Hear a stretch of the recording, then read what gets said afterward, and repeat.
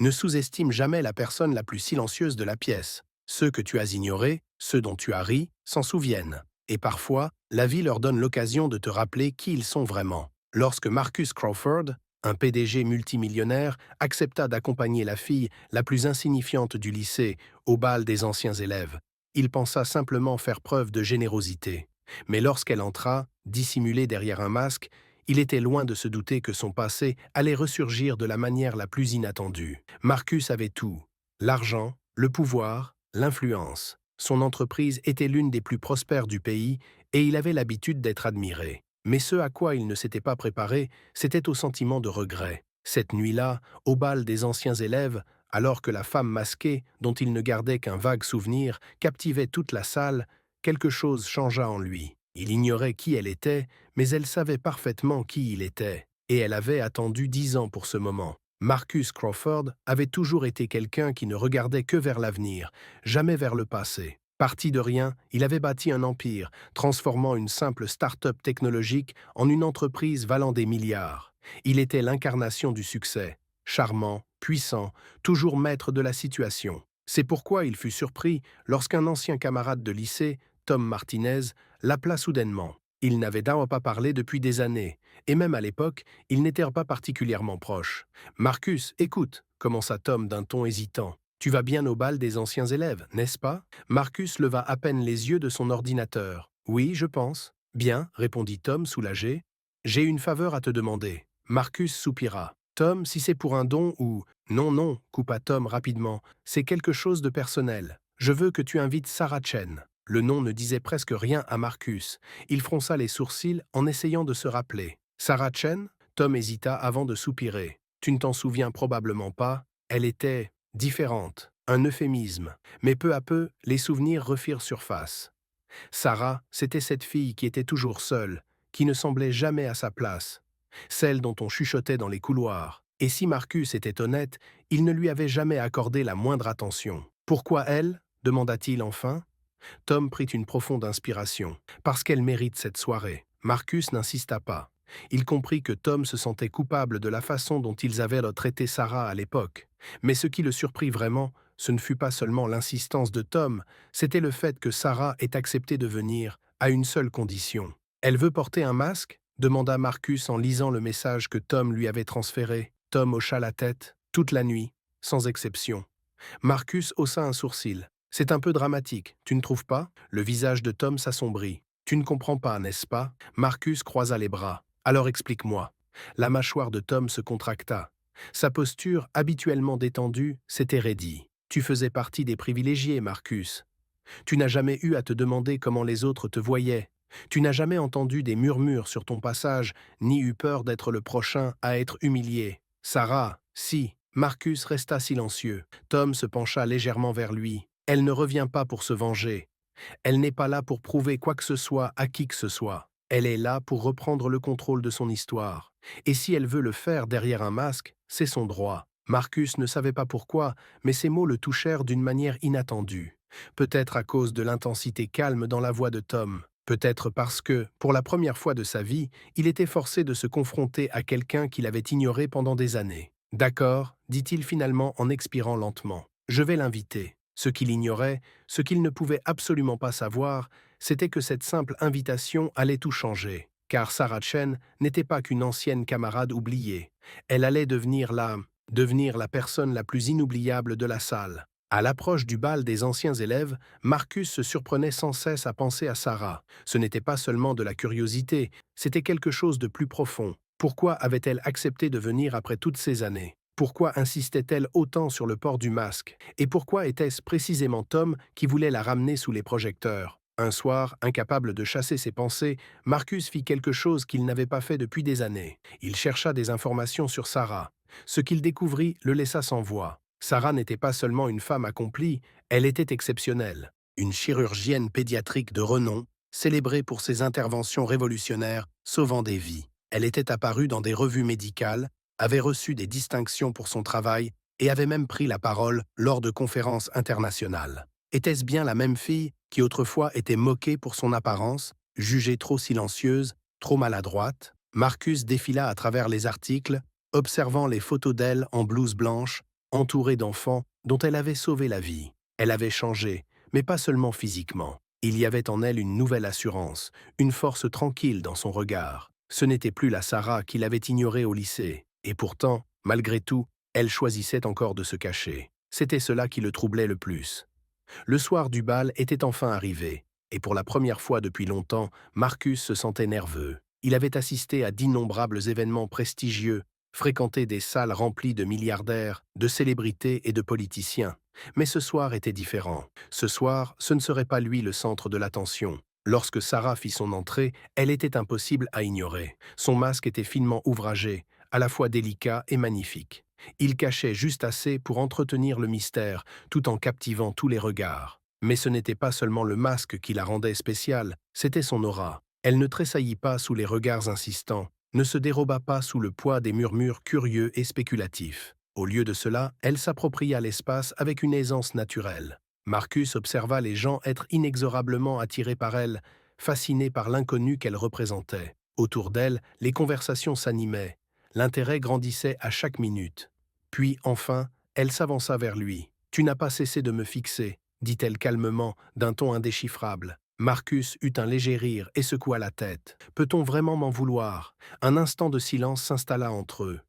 C'était une étrange sensation que d'être face à quelqu'un dont il se souvenait à peine, alors qu'elle semblait tout savoir de lui. « Tu ne me reconnais pas, n'est-ce pas ?» demanda Sarah. Marcus hésita, ne sachant s'il devait le lui avouer ou prétendre le contraire. Mais avant qu'il ne puisse répondre, elle se pencha légèrement vers lui. « Tu as ri, murmura-t-elle.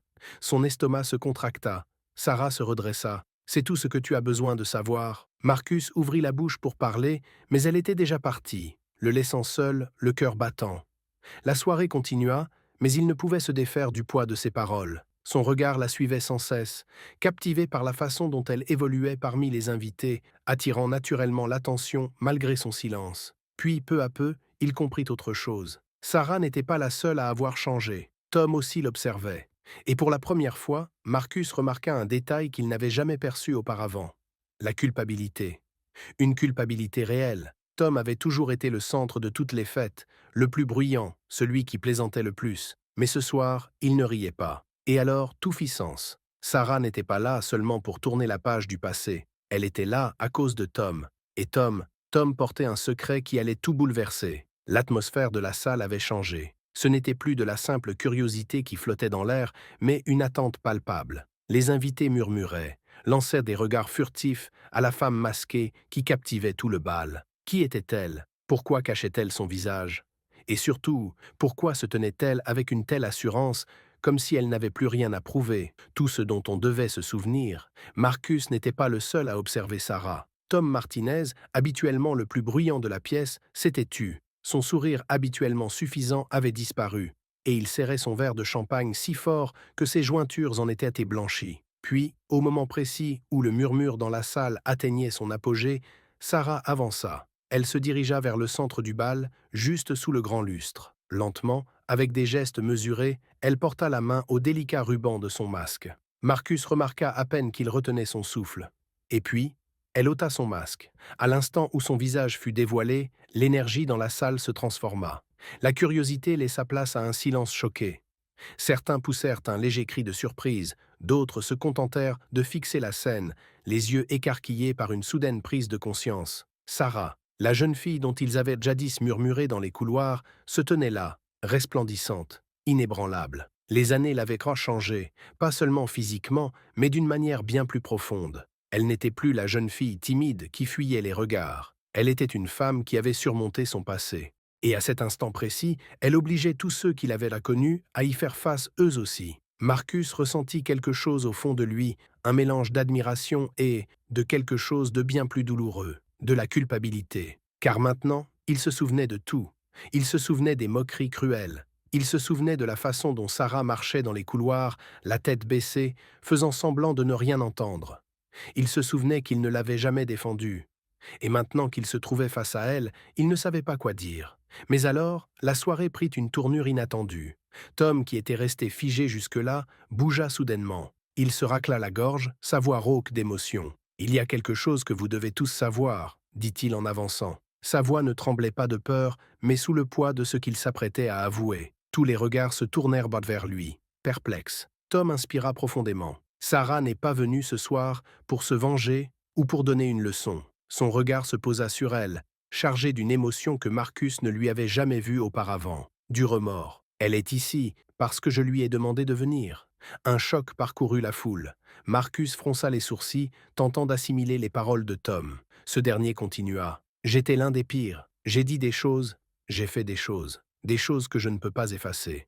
Il avala sa salive avec difficulté, sa voix tremblante. Mais ce que vous ignorez, c'est que depuis 10 ans, j'essaie de réparer mes erreurs. Un murmure s'éleva dans la salle. Sarah restait silencieuse, le laissant parler. Ce n'est pas seulement Marcus que j'ai convaincu de l'inviter ce soir. Je suis sa carrière depuis des années. J'ai fait des dons à son hôpital, à ses recherches, à l'unité qu'elle dirige aujourd'hui. Tom expira difficilement. Pas parce que j'attendais son pardon, parce que je savais que je ne le méritais pas.